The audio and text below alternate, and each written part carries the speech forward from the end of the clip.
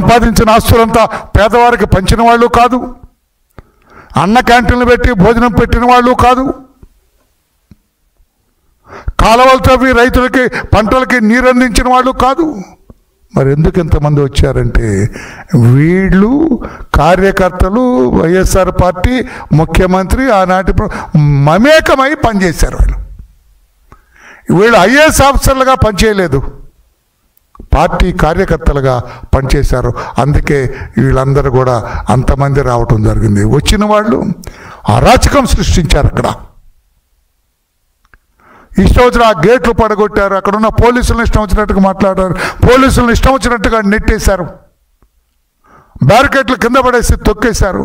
ఎవరిని రిసీవ్ చేసుకోవటానికి వచ్చారయ్యా? 3,500 కోట్ల రూపాయలు మద్యం కుంభకోణంలో ప్రధాన ముద్దాయిలు వీళ్ళు. ముద్దాయిల్ని రిసీవ్ చేసుకోవటానికి వచ్చిన మీ వైఎస్ఆర్ కాంగ్రెస్ పార్టీ కార్యకర్తలు అంతమంది వచ్చి అరాచకం సృష్టిస్తారా?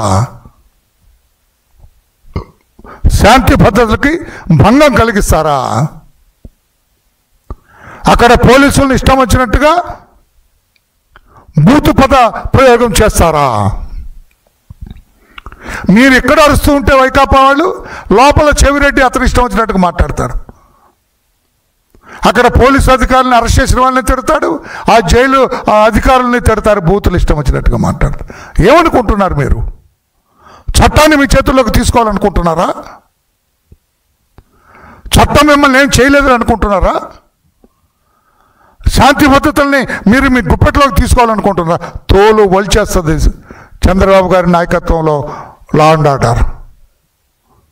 మీరు వెధవ పనులు చేస్తుంటే, శాంతి భద్రతకు విఘాతం కలిగిస్తుంటే చూస్తూ ఊరుకోదు ప్రభుత్వం అని చెప్పి కూడా మరొక్కసారి హెచ్చరిక చేస్తున్నా మీ అందరికీ. సిగ్గుపడవలసింది పోయి, పలక ముసుగేసుకొని కారెక్కి వెళ్ళవలసింది పోయి ఏమి రాజకార్యం చేశారా? ఏమి ఘనకార్యం చేశారా ధనంజయ రెడ్డి? ఏమి ప్రజాసేవ చేసావా కృష్ణమోహన్ రెడ్డి? మీ భాగవతం మొత్తం సిట్ చేతిలో ఉంది.